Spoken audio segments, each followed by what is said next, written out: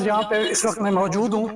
یہ دریائے ساتلوج پہ، اور ابھی اسسٹنٹ کمشنر جو منچناباد تحصیل کے باول نگر ڈسٹرکٹ ہیں ان کی جانب سے ایک نوٹیفیکیشن جاری کیا گیا، اور اس نوٹیفیکیشن میں کہا گیا کہ انڈیا کی جانب سے 2.5 لاکھ کیوسیک کا جو ریل ہے وہ یہاں پہ چھوڑ دیا گیا ہے، اور یہاں پہ ریڈ الرٹ جاری کر دیا گیا، اور یہاں پہ جو ریسکیو ٹیم ہے آرمی کی وہ بھی آ کے 2 جگہ پہ سروے کر گئی ہیں، کیونکہ میں آپ کو اپنے عقب میں دکھاؤں گا جو پل ہے،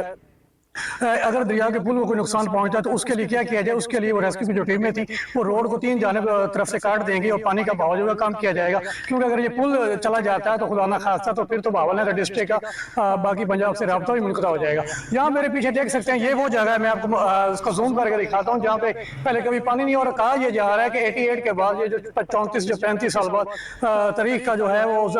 مطلب کہ تباہی کن جو ہے وہ ریلا آ رہا ہے۔ اس سے ہوا یہ ہے، اس سے ایک جو مقامی یہاں کے لوگ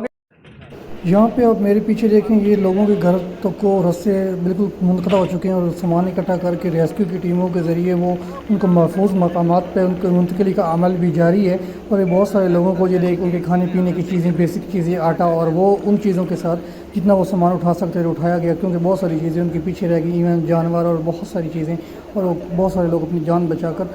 ان کو ریسکیو کیا اور ان کو محفوظ مقامات پر منتقل کیا۔ یہ دیکھ سکتے ہیں ناظرین، یہ ایسے مقامات ہیں یہاں پہ جن کا زمینی راستہ بالکل منقطع ہو چکا ہے، اور یہاں پہ ریسکیو کی ٹیمیں بھی موجود ہیں، پولیس بھی آج یہاں پہ آئی تھی،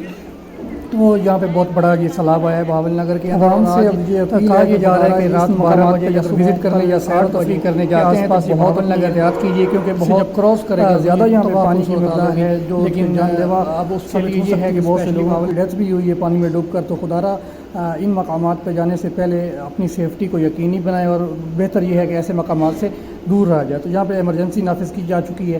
ریسکیو کی ٹیمیں موجود ہیں، اور بہت اچھا کام فی الحال تو یہاں پہ ہو رہا ہے، لیکن ان افراد کو شدید ابھی بھی مدد کی ضرورت ہے، بہت سے افراد ابھی بھی پھنسے ہوئے ہیں۔ تب تک دیجیے اجازت، پھر بھی لاؤ دیکھتے رہیے۔